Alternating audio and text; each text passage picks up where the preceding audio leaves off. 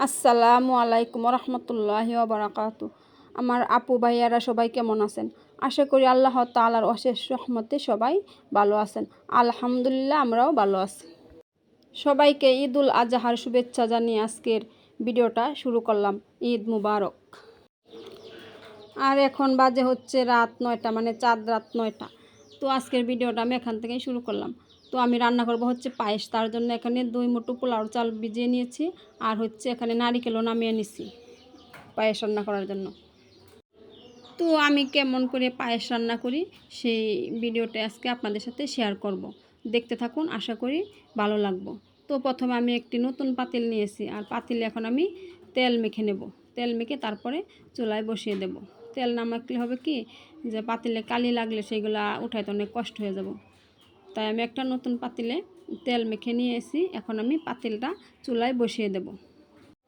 আর এই পাতিলে তো সবসময় রান্না করা হয় না, তাই কি যে একটু তেল মাখিয়ে নিছে। এই যে পাতিলটা আমি চুলায় এখন বসিয়ে দিলাম। চুলায় বসিয়ে দিয়ে তো যেন ধুইতে সময় আর কি কালিটা তাড়াতাড়ি উঠা যায়, তার জন্য আমি তেল মেখে নিছি। আর এখন আমি এই যে পাতিলে দিয়ে দিচ্ছি হচ্ছে গরুর দুধ, মানে গায়ের দুধ। এখানে 1.5 লিটার দুধ দেবো আমি। 1.5 লিটার দুধ দিয়ে আজকে আমি পায়েসটা রান্না করব। আর আমি রাত্রেবেলায় পায়েস রান্না করে রাখবো। না হয় কি সকালবেলা তো কিছু রান্না করে সারা যায় না আর কি। ঈদের দিন তো সকাল 8টা থেকে জামাত শুরু হয়ে যায়, ঈদের নামাজ আর কি। তাই আর কি রাত্রে আমি পায়েস রান্না করে রেখে দেবো, যেন সকালে একটু ঝামেলাটা কম হয়। আর আমি এখন চুলার ভিতরে আগুন জ্বালিয়ে দিয়েছি। তো আগুন দাও দাও করে জ্বলে উঠছে আর কি। তো লাকড়ি চুলায় আমি পায়েস কেমন করে রান্না করি সেটাই আজকে আপনাদের সাথে আজকে শেয়ার করব। তো আমি রান্না করতে চাইছিলাম আর কি সেমাই। তো আমার ছেলে বলতেছে, আম্মা পায়েস রান্না করো। আমি যে পায়েস খাবো, তো 2জন মানুষ, আর বেশি কিছু রান্না করবো না, শুধু পায়েসই রান্না করব। তাই আমি এই যে চুলায় দুধ দিয়ে দিছি, আর এখন দুধটা ভালো করে জাল করে নেব। আর মাঝে মাঝে নাড়া দিতে হবে, যেন দুধটা বলকায়া না পড়া যায়। তো আমার দুধটা প্রায় জাল দেওয়া হয়ে গেছে। আর দুধের এত সুন্দর একটা ঘ্রাণ বেরোছে, দেশি গায়ের দুধ তো, মানে অনেক সুন্দর একটা ঘ্রাণ বেরোছে। তো এখন আমি দুধ কী করব, অর্ধেকের বেশি পরিমাণ আর কি নামিয়ে রাখবো। তো আমি এখন 4-5 ডাবর আর কি দুধ এখান থেকে নামিয়ে রেখে দেব।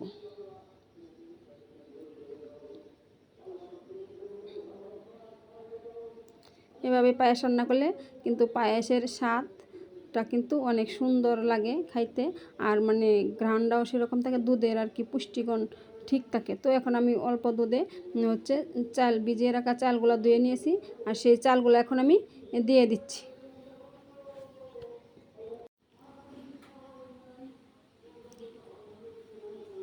এই তো আমার চাল দেওয়া হয়ে গেছে, শেষ হয়ে গেছে। এখন আমি আর কি নেড়ে চেড়ে চালটাকে ফুটিয়ে নেব। তো আমার চাল ফুটে এসেছে, এখন আমি দিয়ে দেব অল্প পরিমাণে লবণ। অনেকে আছে পায়েসের ভিতরে লবণ খান না, কিন্তু আমি অল্প পরিমাণ লবণ দিই, না হলে কিন্তু খাইতে আর কি টেস্টটা ভালো হয় না। আর এখন দিয়ে দেব হচ্ছে চিনি। চাল ফুটে যাওয়ার পরে এখন আমি চিনি দিয়ে দেব। আর চিনি দিয়ে একটু নেড়ে চেড়ে তারপরে আবার যেটুকু দুধ রেখেছিলাম সেই দুধটুকু দিয়ে দেব। এভাবে রান্না করলে আর কি দুধের যে ঘ্রাণটা, সেই ঘ্রাণটা আর কি ঠিক থাকে। আর বেশিক্ষণ দুধটা জাল হলে কিন্তু দুধের পুষ্টিগুণও নষ্ট হয়ে যায়। তো আমি এভাবেই রান্না করি আর কি, পায়েস হোক সেমাই হোক, আমি এরকম করে রান্না করি। আর এখন এক টুকরা এলাচ, দারচিনি আর হচ্ছে একটা তেজপাতা দিয়ে দিলাম। তো আমার ভিডিওটা যদি ভালো লাগে একটি লাইক দিবেন, আর আমার চ্যানেলটা সাবস্ক্রাইব করে আমার পাশেই থাকবেন। আর এখন দিয়ে দিচ্ছি হচ্ছে নারকেল।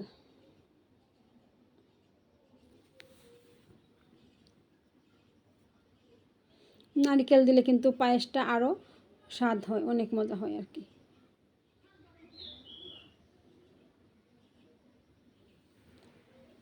তো আমার পায়েসটা প্রায় হয়ে গেছে। এখন আমি এই যে নামিয়ে নেব। অনেক ঘন হয়েছে কিন্তু পায়েসটা।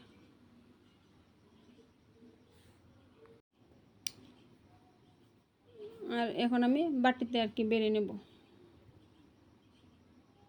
আর এই যে দেখেন পায়েসটা দেখতে কত সুন্দর হয়েছে, আর এবং অনেক ঘন হয়েছে, মানে যতটুকু দরকার আর কি। একবার পাতলা হয় নাই আর একবার বেশি রকম ঘন হয় নাই, মিডিয়াম সাইজ সুন্দর একটা পায়েস হয়েছে। আর খাইতেও কিন্তু অসাধারণ হয়েছিল, অনেক মজা হয়েছিল। আর যখন আমি সকালবেলা পায়েসটা বাড়ছি, এত সুন্দর একটা ঘ্রাণ বাইর হয়েছে, কী আর বলবো, বলার বাহিরে। তো আপনারা চাইলেও এভাবে পায়েস রান্না করে আর কি খেতে পারেন আমার মতো করে, দেখবেন অনেক স্বাদ হয়। তো আজকের ভিডিওটা এই পর্যন্তই। সবাই ভালো থাকবেন। আল্লাহ হাফেজ। আসসালামু আলাইকুম ওয়া রাহমাতুল্লাহি ওয়া বারাকাতুহু।